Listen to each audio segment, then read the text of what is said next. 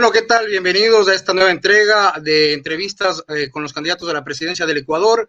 Esta es una iniciativa del colectivo de ecuatorianos residentes en Córdoba, del CEAG. Como colectividad hemos participado de varias actividades en Argentina y como colectividad hemos visto la necesidad de organizar una serie de entrevistas a los diferentes candidatos a la presidencia del Ecuador para conocer algunos puntos de vista, sus diseños de política, sobre todo en relación a ecuatorianos migrantes residentes en otros países.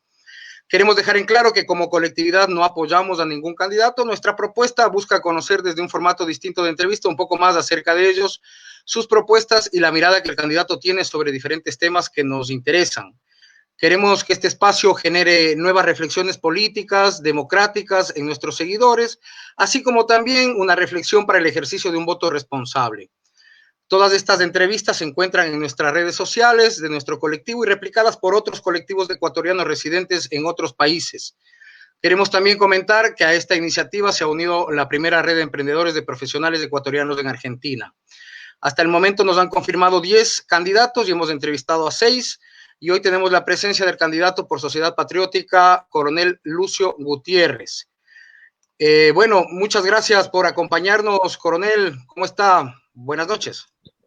Buenas noches, un gusto inmenso poder saludarles a través de este medio de comunicación con todos los ecuatorianos migrantes, no solamente en Argentina, sino en otros lugares del mundo. Un abrazo cariñoso y listo pues a conversar sobre los problemas que tanto nos interesan y también nos preocupan a todos los ecuatorianos, tanto a los que estamos en el Ecuador como a los que están fuera de nuestro querido país. Muchas gracias por atender la invitación, coronel. En principio, le queremos comentar que, acercarle un poco la incomodidad que tuvimos como colectividad de migrantes al no tener una disculpa de su parte por habernos dejado plantados, como dicen en el Ecuador, en los horarios que previamente habíamos pactado para realizar la entrevista con usted.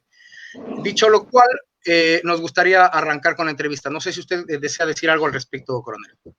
Sí, disculparnos, lamentablemente, pues son temas de fuerza mayor. Quisimos conectarnos el día que habíamos pactado, el internet se caía, regresaba, se caía. No fue posible comunicarnos. La vez siguiente que también habíamos pactado para comunicarnos, sucedió algo parecido. El día de hoy quisimos llegar al hotel porque la sesión tuvimos en nuestra sede provincial acá en Guayaquil, en la provincia de Guayas. Ya no fue posible, son imponderables, así que estamos haciendo la conexión desde el celular, pero en todo caso, pues siempre dispuesto a conversar sobre los temas, como decía, que tanto nos interesan a los ecuatorianos. Les insisto en las disculpas y estoy pues listo a conversar sobre estos temas. Muchas gracias, coronel. Yo le pediría, debido al tiempo que tenemos acotado, la capacidad suya de hacer una síntesis en las respuestas, como para poder aprovechar y poder generar algunas inquietudes que tenemos. El primer tema que tenemos es el tema de los migrantes.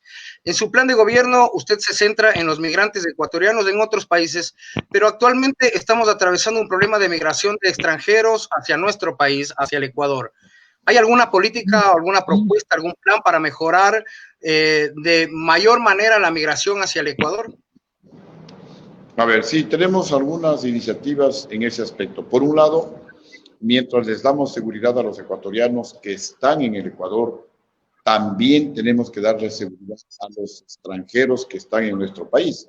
Para ello, pues vamos a volver a lo que hicimos en nuestro primer gobierno, que fue pedir el pasado judicial o el historial delictivo de los extranjeros que ingresan al Ecuador con la finalidad de seguir recibiendo con los brazos abiertos, con la mayor calidez posible a los extranjeros que van al Ecuador a conocer, a hacer turismo, a invertir en el país, inclusive a trabajar en el Ecuador. Pero no podemos decir lo mismo de los extranjeros que van al Ecuador a matarnos, a robarnos, a los sicarios, a los violadores de niños y de niñas, a los narcotraficantes, y por eso pues volveremos a pedir el pasado judicial, con lo cual daremos seguridad a todos, repito, a los ecuatorianos que están en el Ecuador y a los migrantes que también pues quieren vivir en paz, no quieren vivir en permanente zozobra con los niveles de delincuencia que se han creado en nuestro país. En segundo lugar, nosotros hemos propuesto la ley para portar armas con el carácter defensivo, con la finalidad de disuadir a los sicarios que hoy actúan con total ventaja, con total sangre fría, asesinan a sus víctimas sin darles la más mínima posibilidad de que se defiendan, sabiendo pues que las víctimas están totalmente indefensas. Nadie en el Ecuador puede portar armas. En nuestro primer gobierno teníamos la ley para portar armas, hemos hecho una investigación y nadie de las personas que tenían autorización para portar armas mal utilizó el arma en asaltar a una persona, algún local comercial, algún banco, y entonces pues con esos datos, con esos registros, nuevamente pues volveremos a la ley para portar armas. Y también con la finalidad de darle seguridad a los ecuatorianos y también a los extranjeros que están en nuestro país, vamos a cambiar toda la legislación que en el gobierno anterior se aprobó para facilitar, para defender los derechos humanos de los delincuentes y no de los ciudadanos ecuatorianos. Les decía, le vamos a dar la vuelta a esas leyes, porque las leyes deben ser para defender a los ciudadanos, para defender a la mayoría de la sociedad que actúa bien y no pues como lo hizo el gobierno anterior para defender los derechos humanos de los delincuentes. Estas medidas pues, vamos a tomar con la finalidad, decía, de darle seguridad tanto a los ecuatorianos como a los mismos migrantes, porque la mayoría son gente buena. Vienen a conocer el Ecuador, vienen a quedarse en el Ecuador, vienen a invertir en el Ecuador y ellos también necesitan que el gobierno les dé seguridad. Usted dice que se debe crear condiciones de intercambio comercial más favorable para que los migrantes atiendan sus necesidades y las de la familia y las de sus familias. ¿En qué consiste este plan, coronel?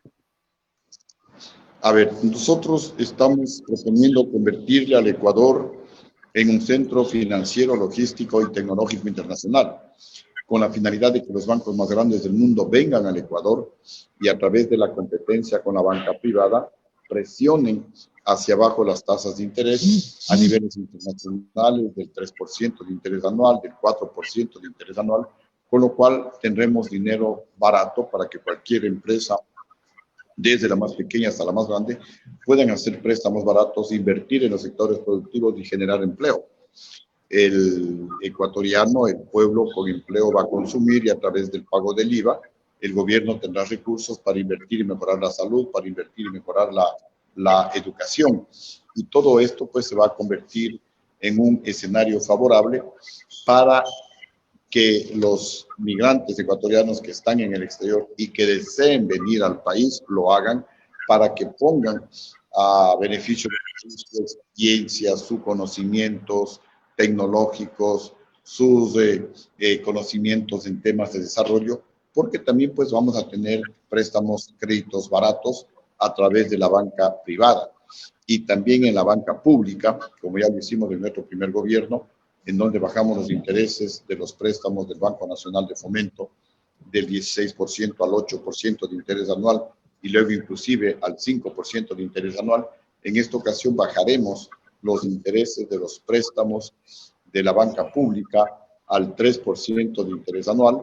Se eliminará el requisito que actualmente se exige de la central de riesgo o buró de crédito. Les daremos hasta 2 años de gracia, con lo cual pues igualmente los pequeños productores, las pequeñas empresas y también empresas y también las microempresas, también los emprendedores podrán hacer datos en la banca pública al 3% de interés, como ya lo manifesté, para invertir y generar empleo. El requisito que les vamos a exigir es que garanticen la generación de empleo para darles estos créditos preferenciales al 3% de interés anual. Y también vamos a dar créditos para pagar la deuda social, para lo cual haremos una reingeniería del presupuesto general del Estado para fijar por lo menos $1.000 millones dentro del presupuesto y desde el presupuesto alimentar a la banca pública para dar estos créditos de pago de la deuda social al 0% de interés, con 2 años de gracia. Se elimina la central de riesgo o buró de crédito y el único requisito para acceder a este crédito será presentar el proyecto productivo que lo hará el propio gobierno. Estos créditos serán para la gente más pobre del país, para los vendedores ambulantes, para las mujeres que trabajan en los mercados y también para los jóvenes recién graduados de las universidades que por no tener experiencia no les quieren dar empleo.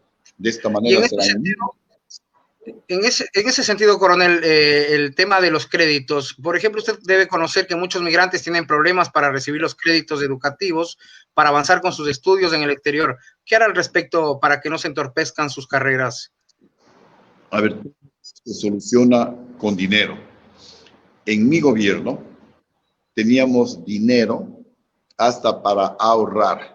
De ahí que es muy importante, amigos migrantes y amigos ecuatorianos que viven en el país, que en las próximas elecciones reflexionemos, pensemos profundamente que hoy más que nunca necesitamos un presidente honrado que no robe ni deje robar. Cuando no se roba, la plata alcanza para todo, para pagar los sueldos y salarios, para construir obra en todo el país, para reducir el peso de la deuda en el presupuesto del Estado y hasta para ahorrar, como sucedía en mi gobierno. Cuando la plata se roban, el presupuesto podrá ser de 40.000 millones de dólares, como era el presupuesto de Rafael Correa, o de 35.000 millones, como tiene actualmente el presidente Lenín Moreno, que el presupuesto no les alcanza ni para pagar sueldos. Entonces, lo primero que tenemos que hacer para garantizar el pago de las becas a los ecuatorianos que están en el exterior es tener dinero. Actualmente el gobierno, repito, no tiene ni para pagar los sueldos, por más que se ha endeudado. Rafael Correa, de la deuda externa que yo la bajé a 10.000 millones de dólares, Rafael Correa la subió irresponsablemente a 60.000 millones de dólares y el actual gobierno la ha subido a más de 70.000 millones. Entonces, ya no hay capacidad para hacer más préstamos. Es por eso que nosotros, con la propuesta del Centro Financiero Internacional, vamos a traer dólares al Ecuador, vamos a bajar las tasas de interés, vamos a generar préstamos baratos y con eso vamos a generar empleo. El pueblo, a través del pago del impuesto del IVA, le dará recursos al país, al gobierno, y entonces pues el gobierno podrá atender de manera prioritaria las becas de los ecuatorianos en el exterior, que hoy mismo... ¿Usted pues, tiene pensado mantener la universidad pública gratuita, coronel? Por supuesto, vamos a mantener la universidad pública gratuita con recursos. Vamos a construir más universidades públicas, vamos a construir más institutos tecnológicos, vamos a construir colegios técnicos. Será gratuita la educación hasta el 4º nivel para que los profesionales de clase media hacia abajo puedan hacer una maestría, que actualmente no lo pueden hacer porque las maestrías se han convertido en un privilegio únicamente para los ricos, porque pagar 6.000, 8.000, 10.000, 12.000 dólares, un profesional de clase media hacia abajo no lo puede hacer. Entonces es el momento de que un presidente que represente realmente al pueblo ecuatoriano garantice que la educación sea gratuita hasta el 4º nivel. Igualmente, vamos a retornar a la educación nocturna, que la cerró Rafael Correa, de tal manera que el pueblo seguirá trabajando en el día y en la noche se podrá preparar. Rafael Correa cerró la educación nocturna, cerró las escuelitas rurales y se inventó un examen ser bachiller para que la gente del pueblo no ingrese a la universidad, para que el pueblo no se prepare, para que el pueblo no se eduque, porque es mucho más fácil engañarle a un pueblo sin preparación que a un pueblo educado. En cambio, conmigo, de llegar a la presidencia va a ser todo lo contrario. Vamos a darle la prioridad y vamos a invertir lo más que podamos en el tema educativo para prepararles lo mejor que sea posible a nuestros futuros profesionales. En relación a la experiencia que usted dice que ya la tiene, coronel, Ivonne Baqui fue una de sus funcionarias de estrella y continúa siendo parte de varios gobiernos en el Ecuador. ¿Piensa usted convocarla de nuevo en el caso eventual que usted gane, coronel? Yo tuve muchos ministros exitosos, no solamente en la parte de economía, no solamente en la parte del Ministerio de Comercio Exterior, del cual fue ministra Ivonne Baqui. Por ejemplo, en mi gobierno, la producción diaria de petróleo de 360, 370 mil barriles que yo me hice cargo, le incrementamos la producción diaria de petróleo alrededor de 570 mil barriles de petróleo. Salió mi gobierno y la producción diaria de petróleo decreció a menos de 400.000 en el gobierno de Rafael Correa. Han pasado 15 años de mi gobierno y no han sido capaces ni Correa ni Lenín Moreno de llegar a 500,000 barriles diarios de petróleo. No han sido capaces de igualar la producción diaria de petróleo que tenía en mi gobierno. En todos los ámbitos, mi gobierno es el mejor en toda la historia del Ecuador. En el año 2004, la economía... ¿Qué dos autocríticas o tres autocríticas haría, más allá del tema de los familiares en su gobierno y de la confianza de los generales? Aparte de esas dos, ¿usted tiene unas dos o tres autocríticas de su gobierno, coronel? Por supuesto. Yo decreté la austeridad económica, prácticamente una economía de guerra, que por un lado fue muy exitosa, fue muy positiva, porque permitió de un gobierno en crisis, el que yo recibí, en donde no se había pagado al sector público 2 meses los sueldos y salarios, no se había pagado a los municipios, no se había pagado a las prefecturas, no se había pagado a Fuerzas Armadas, a la Policía Nacional, a los trabajadores de la salud, a los maestros, a las federaciones deportivas, ni siquiera se había pagado los servicios de la deuda. A mí me tocó asumir con un presupuesto pequeño de apenas 6.400 millones de dólares, me tocó asumir 730 millones de dólares que el gobierno anterior quedó debiendo al sector público. Más del 10% ya estaba comprometido. Nos pusimos a trabajar y al poco tiempo estábamos pagando al día al sector público. Pero esa austeridad no permitió, o me fui más allá, y no gasté $1 en pautar lo que el gobierno estaba haciendo. El pueblo ecuatoriano no se enteró lo que hacía el gobierno. Y por eso es que algunos recién hoy se van enterando de que en el gobierno de Luis Gutiérrez la economía creció al 8.82% en el año 2004, el crecimiento más alto de la economía de toda la historia del Ecuador. O sea que la primera autocrítica, usted dice la falta de pautaje en los medios de comunicación. ¿Qué otra autocrítica puede hacer? Porque también eso generó una situación totalmente desfavorable de los medios de comunicación. Por ejemplo, Teleamazonas, que fue uno de los principales conspiradores en contra de mi gobierno porque no les di pauta. No estuvieron los dueños de esos medios de comunicación a la altura histórica de lo que estaba haciendo el gobierno de Lucio Gutiérrez. Y me comenzaron a combatir por todo, a magnificar cualquier error que yo cometía. Cualquier persona que se llamaba Gutiérrez, y así hay entrado hace 20, hace 30 años, comenzaron pues a decir que eran familiares de Lucio Gutiérrez. Una oposición brutal, demencial, y a la final pues de alguna manera terminó con el golpe que dieron los generales en contra de mi gobierno. Y ahí comenzó la debacle de la economía que crecía cerca del 9%, hoy la economía no crece. El año pasado la economía no creció. Con Rafael Correa decrecimos. Y de una generación de empleo de más de 250,000 empleos por año en el sector privado, con Correa decreció, con Moreno decreció más, a tal punto que se perdían más de 200,000 empleos por año.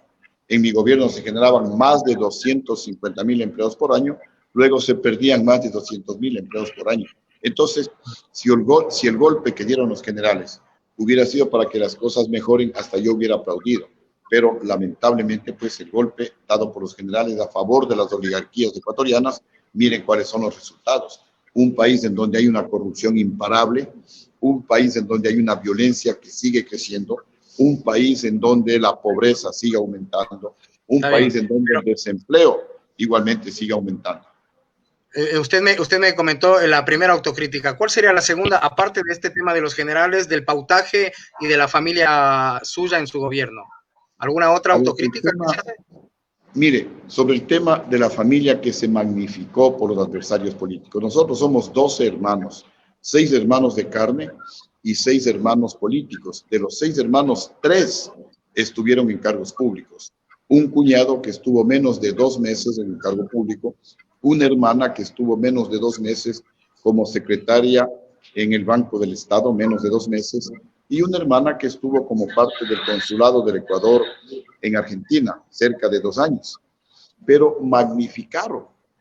Tengo un hermano que fue diputado, electo por el pueblo, no nombrado por Lucio Gutiérrez, un primo que fue diputado, electo por el pueblo de la provincia del Guayas, no lo puse yo de diputado. Mi esposa también ganó la diputación en elecciones por la provincia de Pichincha, no la puse yo. Pero todo esto magnificaban y enumeraban como que eran parte de nepotismo, para que de alguna manera pues el pueblo comience a preocuparse, comience el pueblo de alguna manera a hacerle oposición a Lucio Gutiérrez. Ninguno de mis familiares entró a robar, que es un error que yo lo he reconocido y que no lo volveré a repetir, pero fueron 3, solamente para comparar.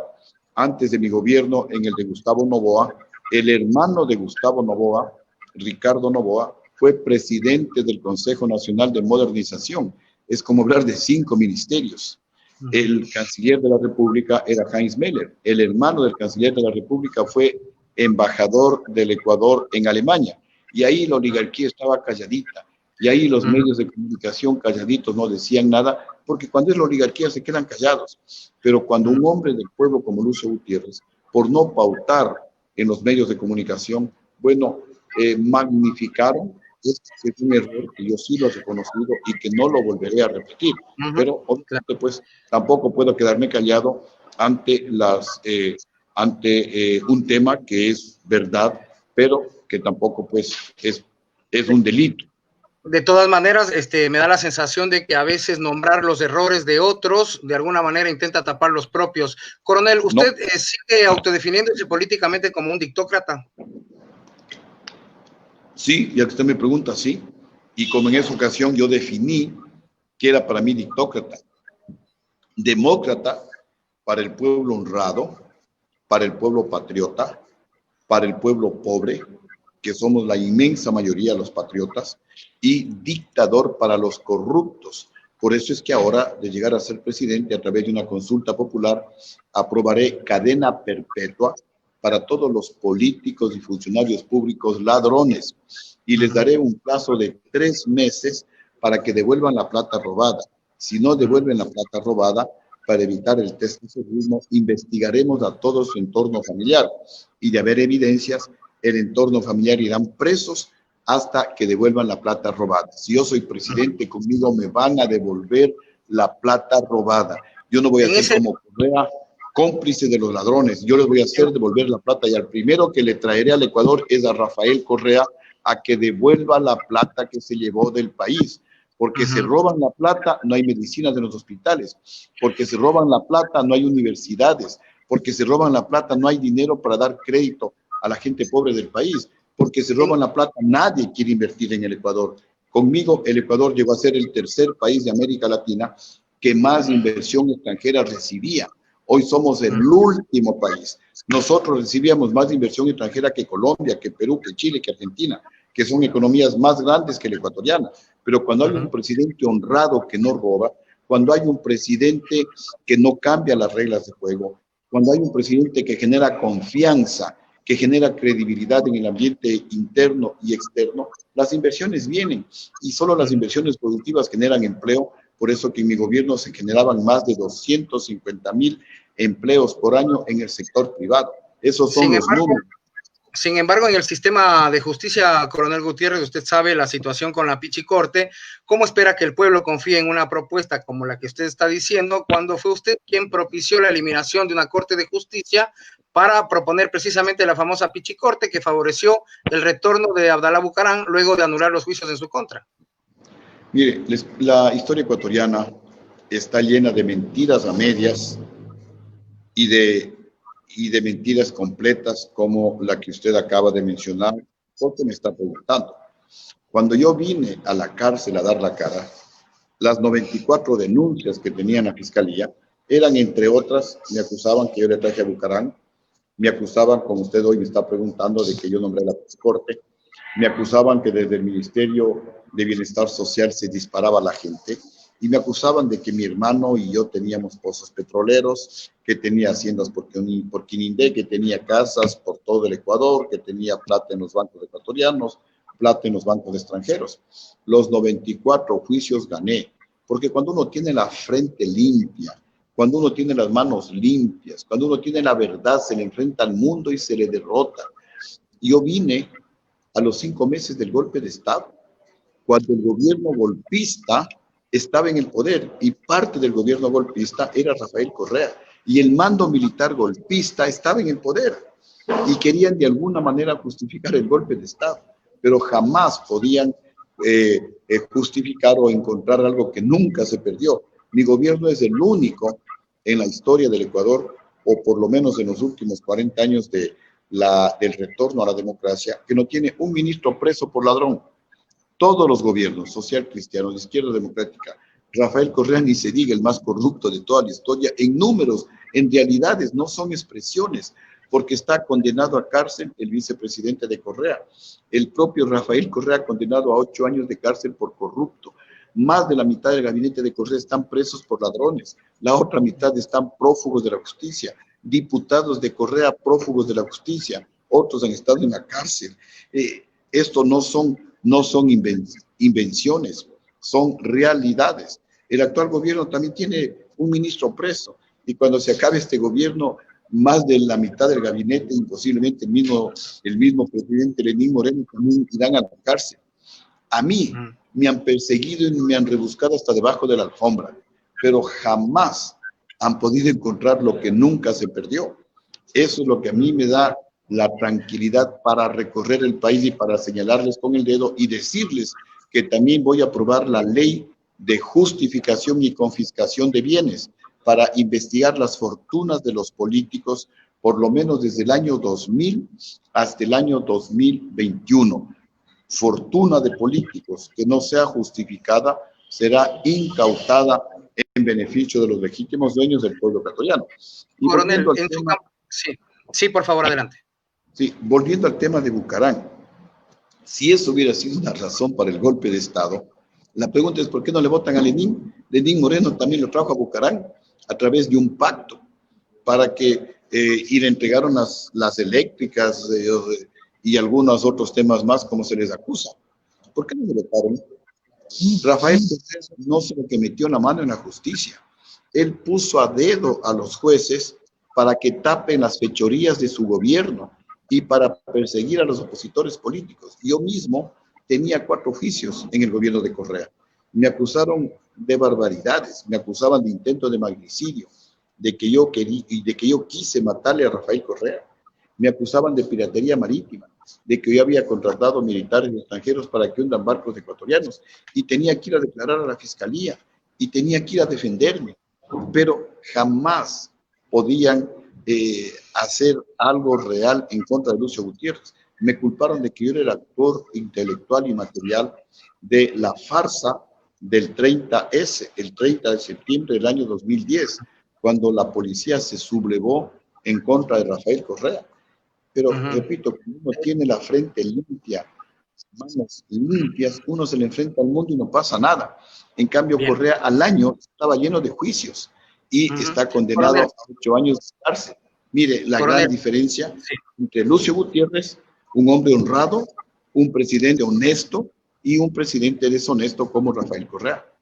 En su campaña constantemente, para hablar de otro tema, utiliza usted lenguaje militar, habla de crear un código de conducta en cada poder del Estado y ha dicho que va a instaurar los valores militares en la vida del país. Ha puesto un tanque de guerra en su campaña, al cual lo llama tanque anticorrupción. En uno de sus mensajes apunta con una bazuca, haciendo entender que derribará cualquier avioneta en donde quieran escapar los corruptos. ¿Cuál es su visión sobre el rol de las Fuerzas Armadas en la vida democrática del Ecuador? Las Fuerzas Armadas tendrán que volver a apoyar firmemente al desarrollo del país. Mire, le voy a contar una experiencia rapidísima. Cuando yo estuve de ingeniero en la Brigada Cóndor, que es en donde hubo el conflicto con la hermana República Peruana, como ingeniero construí una serie de obras en beneficio de la comunidad, de nuestros hermanos indígenas shuaras, de los indígenas ashuar, a donde nos llegue el gobierno. Yo como militar no tenía nada que hacer, pero con el gobierno, porque, bueno, era parte del gobierno, pero no políticamente vinculado al gobierno.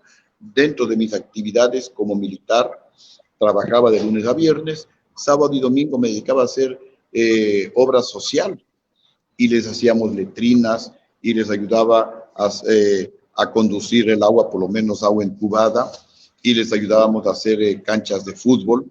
Los soldados, los cabos, los sargentos daban clases a los niños shuar que sabían castellano para que no se queden como analfabetos. Entonces el ejército llega con obras a lugares casi inaccesibles, a donde el Estado ecuatoriano lamentablemente por diferentes circunstancias no puede llegar. Entonces, ahora pues que ventajosamente y gracias a Dios no tenemos conflictos internacionales, estamos pues completamente selladas las fronteras con nuestros países vecinos.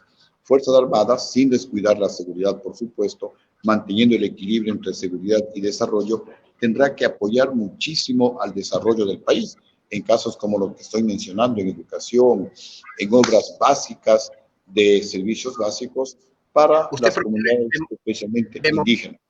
Democratizar las Fuerzas Armadas, propone. Por supuesto, hacerlas mucho más democráticas de las Fuerzas Armadas y que apoyen mucho más al desarrollo del Ecuador. Porque coronel, perdón la interrupción, una de las cosas más polémicas que usted ya lo nombró hace un momento de su plan es la propuesta de actualizar la ley de armas, municiones, explosivos y accesorios, sobre todo los capítulos relacionados a la tenencia y uso de armas de fuego. ¿Usted propone armar a la población civil para que puedan defenderse aplicando la legítima defensa? A ver, no es armar a la población civil, es aprobar un permiso para que puedan portar armas, para defenderse, para disuadir a los sicarios, porque los sicarios andan tremendamente armados y el ecuatoriano está indefenso.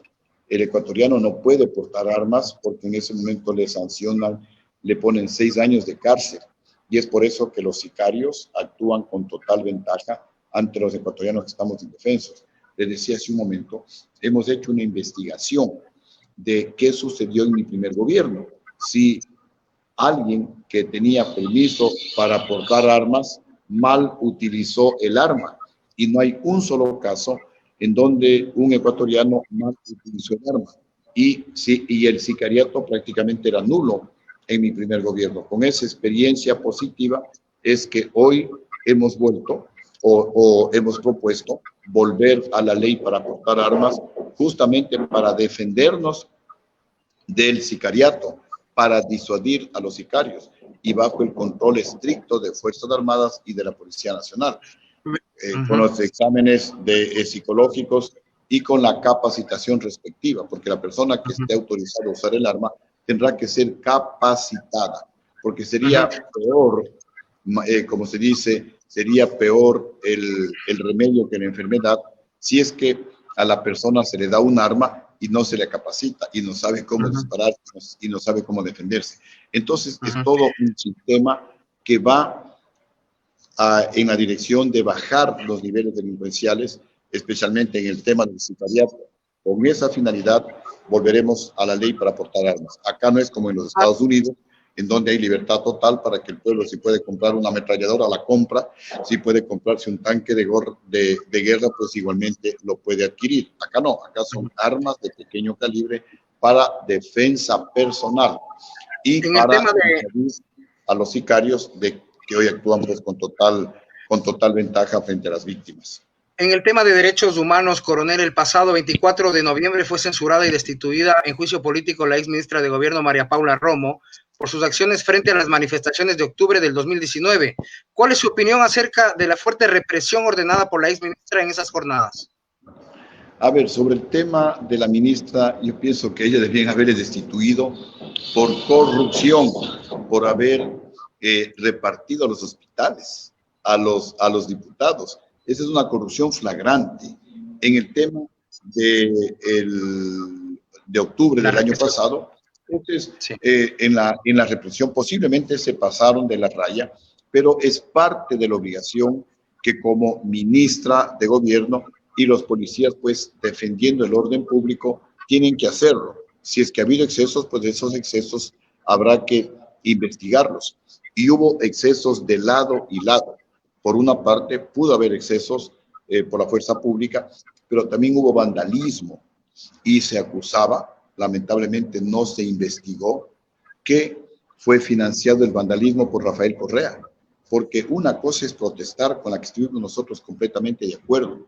Nosotros hicimos declaraciones públicas, enviamos boletines de prensa que apoyábamos el reclamo de los hermanos indígenas, porque el gobierno perdonó 4.500 millones de dólares a los más ricos del país, a los banqueros, al Banco Pichincha 70 millones de dólares, al Banco Guayaquil como 50 millones de dólares, a las empresas petroleras, empresas telefónicas, 4.500 millones de dólares.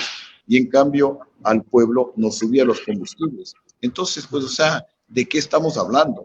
Un gobierno que procede de manera ilegítima, porque el gobierno no puede, a nombre del pueblo ecuatoriano, perdonar deudas a los más ricos y después subir los combustibles a los más pobres. Entonces, estábamos de acuerdo con el reclamo indígena, estábamos respaldando el reclamo indígena, pero eso es una cosa, a estar de acuerdo en el vandalismo, incendiaron la Contraloría, destruyeron muchos edificios públicos, calles. Entonces, pues eso tampoco, ante esa situación tampoco podemos cerrar los ojos. Habrá que sancionar a los responsables, no a los indígenas, a los responsables del vandalismo.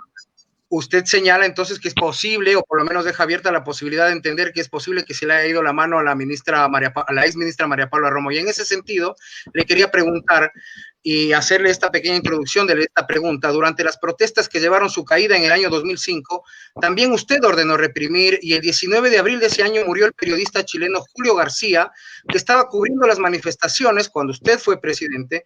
Y cito el informe de la Comisión de la Verdad enviado a la Comisión Interamericana de Derechos Humanos. Julio García se sofocaba por efecto de los gases lacrimógenos.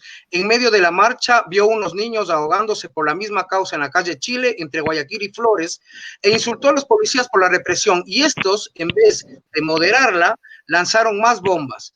Mientras asistía a los niños, continuó tomando fotografías. Llegó un momento en que no aguantó más, cayó asfixiado y murió.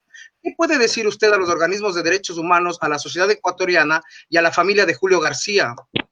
Coronel. A ver, puedo decir varias cosas. Primero, que lamento en el alma que eso haya sucedido, y en su momento, pues, y ahora lo reitero, expresé mi más sentido pésame a la familia del periodista García. También los periodistas y todos los seres humanos ecuatorianos, extranjeros, deben tomar ciertas medidas, porque si es que hay una manifestación y si uno tiene pues enfermedades, como parece que el señor era asmático, uno tiene que tomar precauciones. Y tercero, según los informes médicos, el señor García falleció por un infarto cardíaco. El infarto cardíaco nos puede dar a cualquier persona en este momento, Dios no lo permita, a usted. Sí, pero en el caso de Julio García pero en el caso de Julio García fue en plenas manifestaciones, coronel. Sí, pero un infarto cardíaco nos puede dar en cualquier momento. Nos puede dar trotando, jugando partidos de fútbol, nos puede dar durmiendo, nos puede dar en la ducha, en cualquier parte nos puede dar un infarto cardíaco. Y no es producido por las bombas lacrimógenas. Eso no influye, al menos eso dicen los médicos. ¿No ve que a mí me han intentado seguir juicios por todo? Y yo siempre he dado la cara. Nuevamente están reabriendo ese lamentable suceso y yo fui a Quito a declarar, pero como siempre pues son estos subterfugios que han cambiado de fiscal o algún asunto y no me permitieron declarar. Yo me enteré de este lamentable suceso cuando estaba en Brasil, porque fue el 19 de lo que pues ahora se conoce. El 20, le recuerdo, hubo el golpe de Estado, y el 22 o 23 yo estuve en Brasil. Me enteré después del lamentable fallecimiento. En esos días, pues obviamente yo no me enteré. Y no es que yo he ordenado reprimir. El presidente de la República no está detrás de esos temas. Esos son procedimientos operativos normales que tiene la fuerza pública. Ellos pero no no es del estar comandante en jefe, el presidente. No es del comandante en jefe. Sí, pero es que el presidente no está para esos temas. El presidente está para generar empleo para el pueblo ecuatoriano. El presidente está para bajar los niveles de inflación. El presidente está para darle al Ecuador la mayor suma de felicidad, de bienestar posible. El presidente no está pues para ordenarle al policía, vea policía, dispare una bomba lacrimógena en esa dirección, vea el otro policía, dispare por acá. Esos son procedimientos operativos normales que tiene la fuerza pública. Entonces no confundamos, porque si no, con Rafael Correa hubo varios muertos, pues. En el 30S mismo hubo como 5 o 6 muertos. ¿Por qué no le acusan a Rafael Correa? Por favor, dejémonos de esa doble moral. Sin embargo, yo estoy listo. Cuando tengamos la posibilidad de entrevistar a Rafael, le comento que le vamos a preguntar también ese. Coronel, para aprovechar un poco el tiempo, le quería preguntar algo en relación al tema de género, la participación de las mujeres. Usted dice que se deben crear políticas públicas para proteger a las mujeres que sufren violencia intrafamiliar con programas de protección, asistencia social entre autoridades, actores como la Iglesia. Nos llamó la atención como colectividad que usted conoce la Iglesia, porque la Iglesia no es precisamente una institución que promueva los derechos y la participación e igualdad de la mujer. ¿Por qué aparece la Iglesia en esto, donde Ecuador es un estado laico, coronel? Porque la Iglesia, no solamente la católica, también la Iglesia evangélica, han colaborado mucho en la formación de la sociedad en valores. Justamente hoy lo que más necesitamos es la formación en valores. Si yo llego a ser presidente del Ecuador, voy a cambiar el pensum de estudios. Tanto en escuela como en el colegio volveré a darles materias como moral, cívica, ética, lugar natal, historia de límites, porque más que tecnócratas necesitamos ciudadanos que estén formados justamente en valores para que salgan a servir a la sociedad y no a robar. Eso por un lado. Por otro lado, les formaremos a los niños desde pequeñitos para que aprendan a respetar a las mujeres, para que entiendan, razonen y reflexionen que todos venimos de una mujer, que muchos tienen esposas, muchos tienen hijas, muchos tienen hermanas. Y yo sé que la situación en el Ecuador es muy compleja, los padres de familia no tienen empleo y esa impotencia la están de alguna manera volcando contra la esposa e inclusive contra los niños. Y por eso ha aumentado la violencia intrafamiliar en el Ecuador. Y nosotros le vamos a dar especial interés para tratar de reducir la violencia intrafamiliar. Por un lado, capacitándoles a los niños, a los adolescentes, preparándoles para no tener que sancionarles, pero también hemos propuesto cadena perpetua para los sicariatos, para las violaciones de niños y de niñas y para los crímenes de femicidio.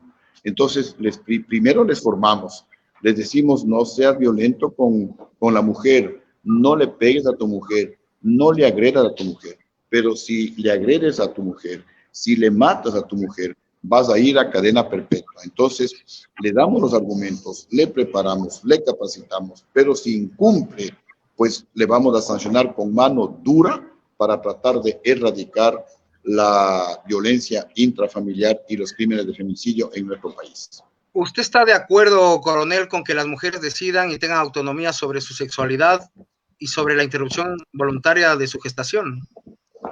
A ver, sobre la primera parte, sí. Yo soy un amante de las libertades. Yo respeto el derecho que tienen los hombres y las mujeres a decidir sobre su sexualidad. Obviamente, pues yo soy católico y para mí lo normal, lo natural es hombre o mujer.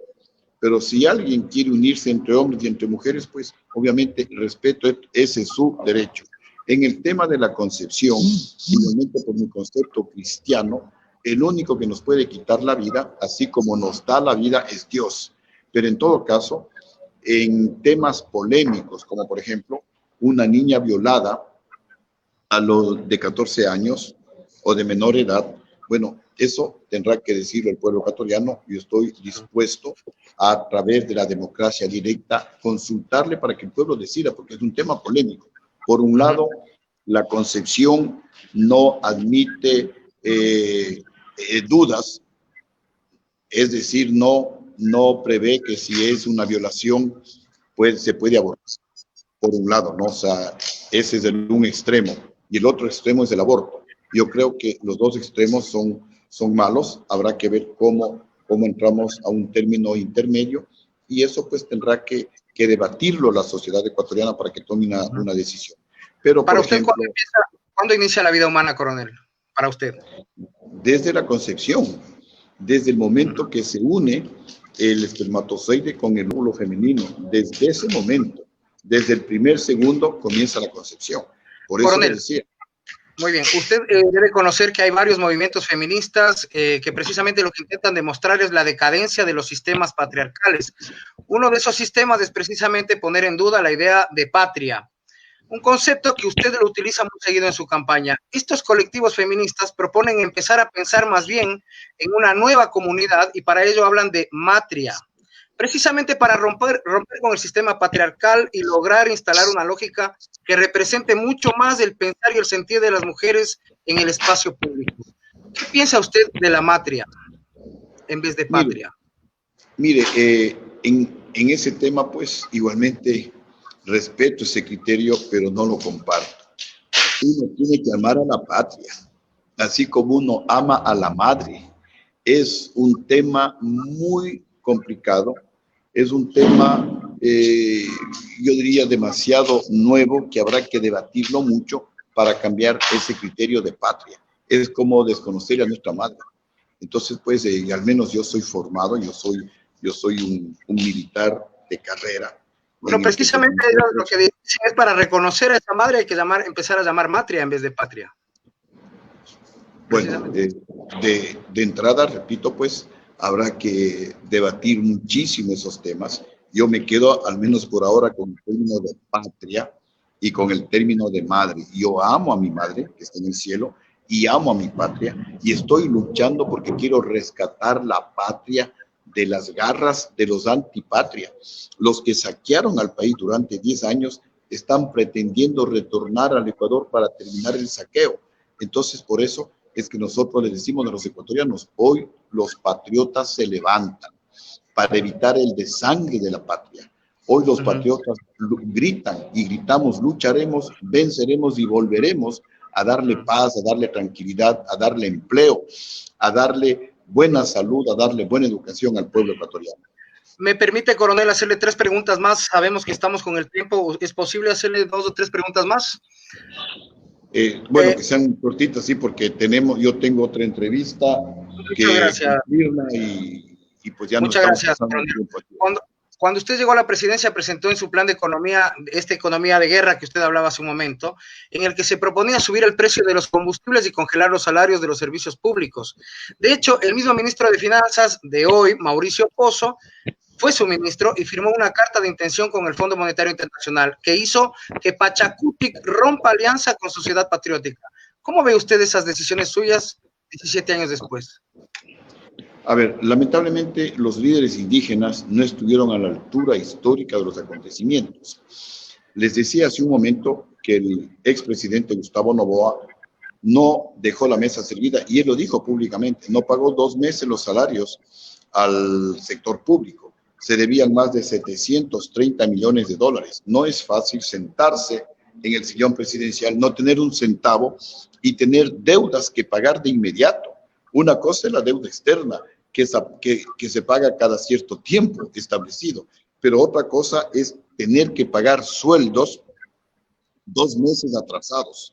Entonces, yo me reuní con los líderes indígenas y les dije, miren, y esto yo le decía también a Hugo Chávez, y le repetí varias veces a Rafael Correa, pero no lo entendieron.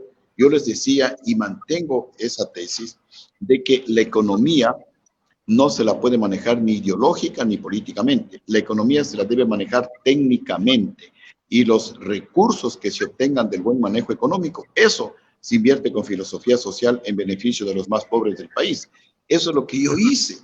Y por eso tengo el récord no solamente del mayor crecimiento de la economía, que creció al 8.82% en el 2004, sino la mayor reducción anual de la pobreza de toda la historia del Ecuador. Desde 1830 hasta el día de hoy, en el gobierno que más se redujo la pobreza en el mío, más del 4% anual, lo que significa que más de 400,000 personas dejaban de ser pobres. ¿Por qué le comento esto? Porque los líderes indígenas no querían que yo firme con el Fondo Monetario Internacional, que me daba un crédito a menos del 2% de interés anual. Y yo les decía a ellos, si me pueden conseguir un crédito igualmente al 2% de interés anual en Cuba, en Venezuela, en la China, en Rusia, en Albania o en cualquier otro país comunista, correcto.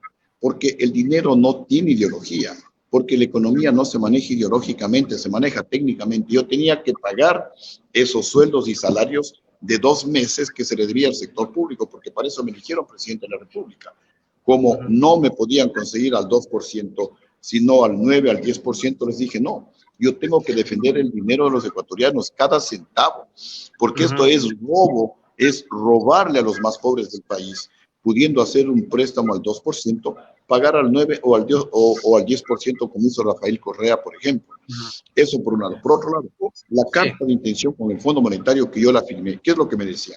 Que congele la pensión de los jubilados. Sí, así decía la carta de intención. Pero no solamente que no congelé, yo recibí una pensión de los jubilados de $118. Incrementé a $305. $187 incrementé la pensión a los jubilados. El incremento más alto de toda la historia del Ecuador y en apenas 2 años. Al sector público. Publiqué yo la ley de homologación y unificación salarial y elevé a todo el sector público a la escala de 14 grados. A los municipios y prefecturas les incrementé un 50% la asignación.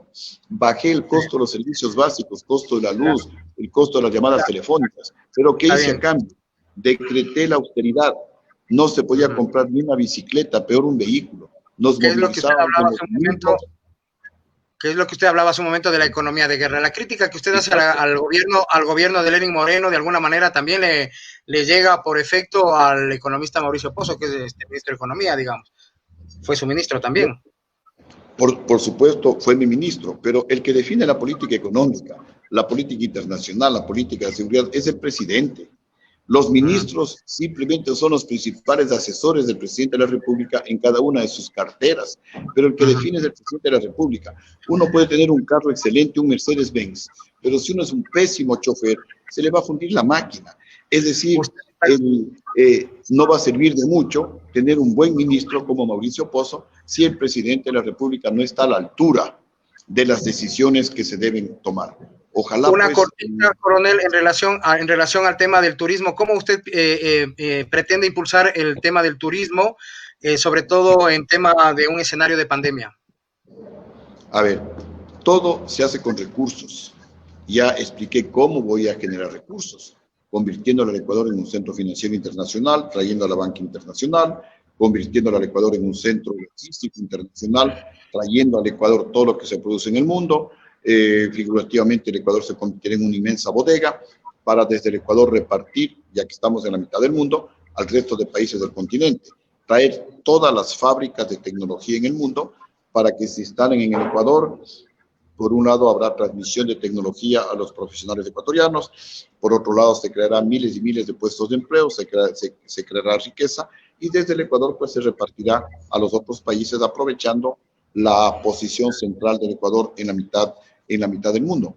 Con esos recursos podemos impulsar no solamente la educación, la salud, sino también el turismo. Hay que promocionar el turismo, hay que hacer eventos de envergadura.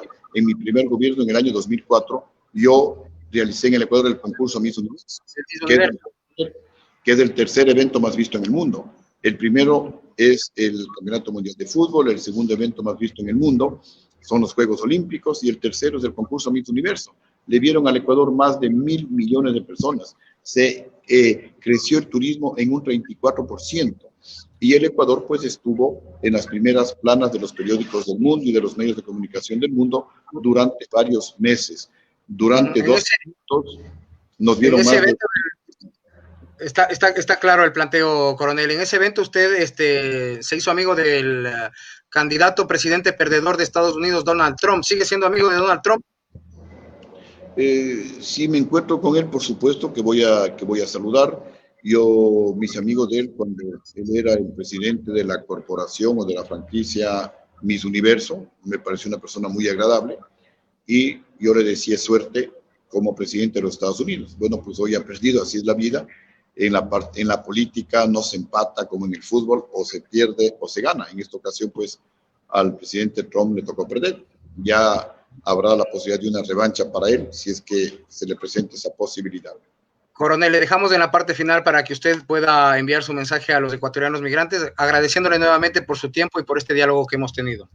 Bueno, saludarles a los ecuatorianos migrantes en Argentina y en el resto de países del mundo, decirles que estamos trabajando intensamente en el Ecuador para que el Ecuador pues salga de esta gravísima crisis económica, social y fundamentalmente ética. Queremos rescatarle al Ecuador, queremos darle un giro de 180 grados y preparar el terreno para los ecuatorianos migrantes que deseen retornar al Ecuador, lo hagan para que vengan en un país en donde ofrezca posibilidades de inversión, en donde ofrezca posibilidades de trabajo, porque en la actual situación, pues obviamente nos encontramos realmente sin empleo, con una violencia que crece casi de manera indetenible, una corrupción igualmente imparable. Estamos trabajando para, repito, pues darle la vuelta a esta situación y esperarles a los ecuatorianos migrantes con los brazos abiertos. Mientras tanto, pues agradecerles a los migrantes ecuatorianos porque nos han hecho quedar excelentemente bien en el exterior, porque gracias al trabajo de los migrantes y gracias a las remesas enviadas por los migrantes, ha permitido que la economía ecuatoriana, pues de alguna manera, no colapse. Así que desde aquí les envío mi agradecimiento profundo por este gran esfuerzo que realizan en el exterior y les deseo la mejor de las suertes, que Dios les bendiga a todos ustedes. Muchísimas gracias por esta ocasión. Muchas gracias, coronel, por su tiempo. Vemos que ha utilizado nuevamente el uniforme militar. ¿No le da calor? Así es, sí. Bueno, este es el color de nuestro partido. Nuestra bandera es verde y roja. Y obviamente, pues con esto me siento sumamente cómodo. Este fue un símbolo de lucha contra la corrupción en mi primer gobierno. Pues ahora nuevamente he retomado como un símbolo igualmente de lucha para extirpar la corrupción del Ecuador. Muchas gracias, coronel, por su tiempo. Será hasta una próxima oportunidad. Muy gentil. Una buena noche. Muchísimas gracias. Muy buenas noches. Buenas noches. Bueno, queremos agradecer al candidato Lucio Gutiérrez, coronel Lucio Gutiérrez. Queremos agradecer también a ustedes quienes han presenciado y han compartido también sus inquietudes por este medio, por el Facebook Live, que también estarán en otras redes. Esperamos que, como decíamos al inicio, sea un espacio en donde se pueda pensar un mejor futuro para el país y sobre todo un voto pensado, un voto reflexionado. Como colectividad queremos agradecerles nuevamente por acompañarnos y será hasta la próxima oportunidad con el siguiente candidato, que será el candidato César Montúfar. Que tengan una muy buena noche y muchas gracias nuevamente por su compañía. Hasta entonces.